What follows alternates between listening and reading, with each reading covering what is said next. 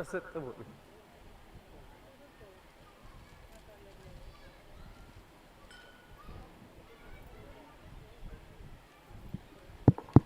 हरे राम राम राम हरे हरे, हरे कृष्ण कृष्ण कृष्ण हरे हरे, हरे हरे राम राम हरे हरे, हरे कृष्ण कृष्ण कृष्ण हरे हरे, राम राम राम हरे हरे, हरे कृष्ण कृष्ण कृष्ण कुंडली कावर द्या हरी विठ. श्री ज्ञानदेव तुकाराम पंढरीनाथ भगवान की, माऊली ज्ञानेश्वर जगद्गुरु संत तुकाराम बाबा महाराज महाराज की जय, बाबा महाराज की जय, महाराज की जय, स्वर भगवान महाराज की जय, राम की जय. महाराज की जय. मन हे मीच करी, माझी हा भजनी प्रेम धरी. नमस् तू मन हे मीच करी, माझी ह्या भजनी प्रेम धरी. सर्वत्र नमस्कारी मज एखादी. खरं तर आता बोलायला वेळच नाही आहे. हरिपाठ मंडळ आलेलं आहे. मी खरं तर थोडं आभारच मानायचा प्रयत्न करतो, कारण असा जो कार्यक्रम आणि ते कार्यक्रमाचं नियोजन करणारे आमच्या मंडळीला, किंवा हे जसं त्यांनी योगलेचे रूप लावलेले द्वारी त्याचा भेव गेला गगनावर, असे ते आमचा लक्ष्मण म्हणाला. तर एवढंच सांगावं असं वाटतं की खरंच आम्ही सुरुवातीला कोणाकडनं तरी थोडंसं घेतलं. ज्यांनी आमचे परशुराम बाबा असतील, आमचे वडील असतील, त्यांनी हे सुरुवात केली आहे. पण त्याचा वेलू गगणार याला म्हणतात. तर खरं आहे ते. आज आपल्याकडे आमच्या गावामध्ये माळकरी औषधाला नव्हतं, पण आमच्या गावामध्ये टाळकरी नाही तर वारकरी आणि प्रवचनकार तयार झाले. ही अभिमानाची गोष्ट. अभिमान म्हणजे असा नाही आहे की गावोगावी जी मंडळी आहे ती विचार करतात मी खरोखर या ठिकाणी, काल मला कल्पना नव्हती की इतकी मोठी मंडळी जमा होईल आणि खूप मोठा जनता सागर म्हणताना हरकत नाही. आणि अतिशय उत्तम असं कीर्तन सगळ्यांनी ऐकलं. खरंच चांगले कार्यक्रम ठेवलेत. मी ही समोर मुलं आली. एकदा मी असाच बोलत असताना बोलन केलं आणि शास्त्री महाराज अचानक आले. बोलता बोलता मी बोललो की सध्याच्या परिस्थितीत खरी गरज आहे माणसाला, ती गरज एक आहे की संस्कार. आमचे शास्त्री महाराजांनी संस्कार केलेली फुलं. खरंच जेव्हा हे आता तुम्ही त्यांचं हरिपाठ ऐकाल, त्यांचा हरिपाठ बघाल, फुलासारखे उधळतात. खूप आनंद वाटतो, खूप आनंद वाटतो तुमचा कार्यक्रम. हे मोठे पण नाही सांगत, पण प्रत्यक्ष बघितल्यावर असं अंगाला शारी येतात. मी असाच एक दिवशी म्हणाल तेव्हा नेमकंच शास्त्री महाराज आले. आणि ही खरी गरज आहे. आणि मी त्यांच्या आईवडिलांना धन्यवाद देईन की त्यांनी आपलं सगळं, काही काळ एकच मुलगा तरी त्यांनी इकडे पाठवलं. का? हे संस्कार किती चांगले संस्कार आहेत. आणि संतांच्या जवळ जाणारी ही मुलं खरोखरच फार मोठ्या पदाला जाऊ शकतात. कारण आत्तापासून त्यांच्यावर संस्कार झालेत. जसं ओलं मडकं जसं ते घडवा तसं घडलं जातं. ते इतकी चांगली परिस्थिती त्यांनी तयार करून ठेवली. असो, आज आमचे वासुदेव महाराज, आमचा काल लक्ष्मण, आता पुरुषोत्तम, ह्या मंडळींनी जे प्रवचन केलं आणि मला खूप बरं वाटलं की नुसतं प्रवचन नाही तर पूर्ण अभ्यास करून बोलतात. आणि अभ्यास पूर्णच बोलावं. आणि जे आता तुम्ही संस्कृत वापरला शब्द, तर संस्कृतचा अर्थही समजून सांगायला पाहिजे आणि तो आपल्याला यायला पाहिजे. हे तुम्ही सगळे करतात, मला बघून सगळा आनंद वाटतो. आणि खरंच हे जी परंपरा तुम्ही चालू ठेवायची आहे, जे घेतला वसा टाकू नका, असं मी तुम्हाला विनंती करतो. आणि दुसरी गोष्ट आहे की ही जी मंडळ इतक्या उत्साहाने भाग घेतला ह्या कार्यक्रमात आणि त्या कार्यक्रमासाठी त्यांनी जे काही कष्ट केले, खरंच मला खूप आवडलं की वा आपण काहीतरी अगदी कारण आजूबाजूच्या गावातील मंडळी आमच्या गावाला मानतात. हेच फार मोठं आमच्यासाठी आहे की खेळण्याचा सप्ताह आणि त्याचा आनंद वाटतो का इतकी मोठी मोठी मंडळी कीर्तनकार आहेत समोर. आमच्या गावात औषधाला कीर्तनकार प्रवचनकार नव्हता, पण इतकी मोठी मंडळी आमचं कौतुक करतात. यापेक्षा आणखी काय हवं आहे आम्हाला. खूप आनंद आहे. तर असू द्या, थोडक्यात 2 शब्द बोलतो की मन हे मीच कधी माझ्या बनी. खरं म्हणजे मन फार चंचल असतं आणि मन कुठे जाईल कुठे भरकटेल त्याचा काय भरोसा नाही. मग त्याकरता उपाय सांगितला. आता पुरुषोत्तम म्हणतोच उपाय सांगितला, नाम सगळ्यात श्रेष्ठ आहे. आणि हे नाम मिळवण्यासाठी हरिनाम घेतल्यानंतर तुम्हाला त्याची गोडी लागतं आणि मग तुम्ही या ज्ञानाच्या पाठीमागे लागता. ज्ञान म्हणजे नेमकं काय? सर्वोत्तम धन आहे सर.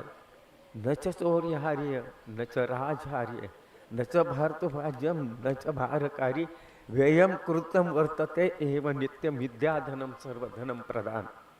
ही विद्या आहे. त्याचा अर्थ पण सांगायला पाहिजे की हे ज्ञान आहे ना, कोणी चोरून नेऊ शकत नाही. सरकार त्याच्यावर कर लादू शकत नाही. भावभक्तीमध्ये वाटून द्यायची गरज नाही आहे. ज्याच्याकडे त्याला आपोआप मिळेल. आणि हे सगळ्यात धन श्रेष्ठ कुठलं असेल ते विद्याधनम सर्व धनम प्रधानम. तर अशी ही विद्या आहे आणि खरं तर कठीण नाही आहे, सोपी आहे. फक्त 4 अक्षरांचा 2 अक्षरांचा मंत्र जपायचा आहे, 3 अक्षरांचा, बस सगळं काय मिळतं. जे हवं ते मिळतं तुम्हाला. जे हवं म्हणजे वाईट गोष्टी. आता मोठ्या मोठ्या रावणासारखे लोक होऊन गेले, थोर भक्त असं त्यांचं वर्णन करतात. पण त्या वर्णनातून पुढे काय होते? पुढे त्यांनी जे घेतलंय त्याचा ते चांगला उपयोग नाही करत. म्हणून ज्यांच्याकडे विद्या आहे त्यांनी योग्य त्याचा उपयोग करून समाज प्रबोधनासाठी त्याचा वापर करा आणि समाजाला प्रबोधित करावं की जेणेकरून जो अज्ञानाचा अंधकार आहे तो नाहीच होईल आणि तो व्हायलाच हवा. त्याकरता या ज्ञानाची गरज आहे. आणि हे सगळं आल्यानंतर मग काय? सुख म्हणजे काय? आपण सगळे धडपडतो तो सुखाकरता. सुख, प्रत्येकाला सुख हवं असतं. दुःख कोणी मागून घेत नाही, पण सुख, देवा मला सुख दे. अगदी मरता मरता पण माणूस आज देवा मला सुख दे. आता अजून किती जगायचं आपल्याला, असं आहे. पण सुख देव देतो हे सगळ्यांना कळलेलं आहे. अगदी वेड्या गबाळा माणूस असला तरी त्याला देव, अरे देवाने मला असं केलं म्हणतो. मी तुम्हाला सांगतो, हे बोबडा माणूस होता आणि बोबडा माणूस त्याची हे म्हणते आता कंपनीतलं सांगू नको. हां, तो बोबडा माणूस, पण त्याची चांगल्या कंपनीत भरती झाली. ही कशी काय झाली? त्याला विचारलं, रे बाबा रे, तुला ही संधी कशी मिळाली? आणि म्हणजे कोणाच्या वशीला? काय करू? त्याची भाषा काय करू? देवाने आपल्याला शकून नाही द्या, आपण ह्या असे बोबड्यावर. त्यांनी केलं. अरे खरंच त्यांनी केलं. अशा माणसाला जर तुम्हाला संधी देतो तो देवच देतो. बघा, आमच्यासारखा माणूस कमी शिकले काय, पण आम्हाला सुद्धा नोकरी मिळाली. हां, आम्ही पण शिकलो. तुमच्यासारख्या लोकांच्यामध्ये राहून थोडं थोडं आम्हाला कळालं म्हणजे असं काही जास्त नसलं तरी कामापुरतं नाम गरजेचं आहे. आणि त्याच्यातून आपण चांगला वागण्याचा प्रयत्न करतो. मला खात्री आहे की आपले जे संस्कार आहेत ते जर आपण आपल्या मुलांवर केलं तर मुलंसुद्धा आपल्यासारखी होती. त्या मुलासमोर जर मी सिगरेट ओढली तर तो मुलगा पण तेच करेल. मुलासमोर मी दारू प्यालो तेच करेल. म्हणून ह्या गोष्टीला जपायला पाहिजे. म्हणून हा प्रपंच आहे. शास्त्री महाराजांनी हा प्रपंच त्याच्यासाठी उभा केला आहे. आणि ही संस्कृती हे आपल्या देशाला मोठं करणार आहे. ही संस्कृती, कारण आपण भाग्यवान आहोत. कसं भाग्यवान आहोत? भारत देशासारख्या देशामध्ये आपण जन्माला आलो. नुसतं भारत नाही तर महाराष्ट्रामध्ये. आणि महाराष्ट्र पण नाही, इथं वामन बाबांच्या पदस्पर्शाने पावन झालेल्या भूमीमध्ये आपण जन्माला आलो. हे सगळं काय आपल्याला मिळतं. म्हणजे सगळ्या धन मिळायला काय गरज आहे तर विद्या. ही विद्या आम्हाला वामन बाबांनी दिली. वामन बाबांच्या कृपेनेच आपण हे सगळं प्रपंच करतोय. आपल्याला प्रपंच आहे.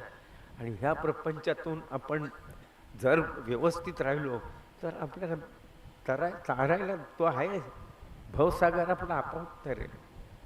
असो, जास्त वेळ नको. आपलं हरिपाठ मंडळ आलेलं आहे, त्यांचा हरिपाठ बघायला आणि त्यांचं जे नृत्य आहे ते बघायला खूप मला आनंद का वाटतो. काल इथं जवळजवळ 5-6 हरिपाठ होते. किती होते?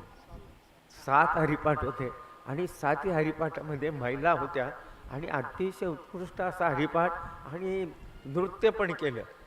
खरं तर आपली ही काय आहे, तर तुमच्या हळदीला नाचतात, फक्त हळदीला. अरे ते कसलं नाच, हे नाच किती चांगले. मला आनंद वाटतो आमच्या त्या जयमतला. मी खरंच धन्यवाद देईन की त्यांनी पुढाकार घेऊन या महिला मंडळांचा हरिपाठ तयार केला आणि त्या हरिपाठामुळे आमच्या महिला नृत्य पण करतात. नृत्य हे वाईट नाही आहे, कारण हे नृत्य भगवंताच्या नावाने केले जातं आणि त्याच्यामध्ये पावित्र्य आहे आणि हे पावित्र्य जपण्यासाठी ह्या नामाची गरज आहे. आणि ती आज आपण या निमित्ताने का होईना, जो उत्सव आपण साजरा करतो त्या निमित्ताने सगळ्यांना एकत्र आणतो आणि त्याचे हे कौतुक म्हणून तर आमच्यासारख्या सर्वसामान्य माणसांनी पाठीवर थाप मारली तरी माणसं खुश होतात. आमच्या महाराजांना नुसतं एक शब्द सांगितलं आमचे महाराज खुश होतात. अरे त्यांचं ज्ञान कुठे ना आमचं ज्ञान कुठे. पण काय असतं की प्रत्येक माणसाला एक अपेक्षा असते की माझं चांगलं होतं काय, वाईट होतं का काय, आणि चांगलं असेल तर चांगलं बोलावं, बोलायलाच पाहिजे. आता काही म्हणतात की कौतुक करणं बरोबर नाही, पण कौतुक करायलाच पाहिजे, कारण त्याशिवाय प्रोत्साहित होणार नाही. पण आणि ते प्रोत्साहन तुम्हाला मिळाले. तुम्ही हे सगळं प्रवचन, पुरुषोत्तम वासू हे खूप चांगले प्रवचनकार होतील. अजून त्यांनी अभ्यास केला तर प्रश्नच नाही. तेव्हा मनाला आपल्या आवर घालायला पाहिजे. ओवी त्या करता येतं. ओवी मन हे मीच करी. भगवंताने सांगितलं, अरे तू मन माझ्याकडे ठेव आणि जे काय म्हणजे तसं जे माणसं दिसतील ती सगळी मीच आहे म्हणून सगळ्यांना नमस्कार कर, कारण प्रत्येकाच्या मध्ये मी आहे, प्रत्येकाच्या हृदयामध्ये रामू असं म्हणतात ना. हां, तर प्रत्येकामध्ये माणसामध्ये परमेश्वर आहे आणि त्या परमेश्वरालाच नमन म्हणजे तुम्हाला नमस्कार कर. तू कोणाला केला तरी तुम्हाला पोचायला असं कर, कारण भाव सोजा.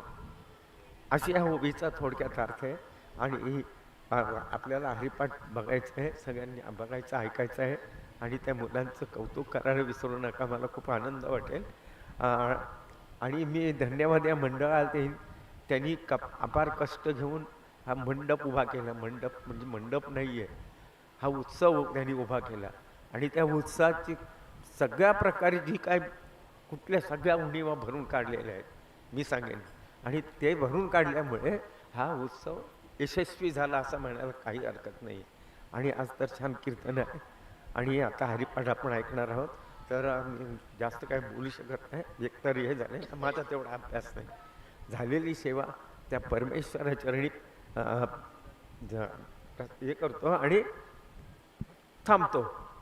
पुंडली कवर्ध्या हरी विठ्ठल श्री ज्ञान ते तुका पंढरीनाथ भगवान माऊली ज्ञानेश्वर जगद्गुरु संत तुकाराम विठ्ठल विठ्ठल विठ्ठल विठ्ठल. पुंडली कवर्ध्या हरी विठ्ठल श्री ज्ञान नाथ भगवान माऊली ज्ञानेश्वर जगद्गुरु संत तुकाराम सद्गुरु वामन बाबा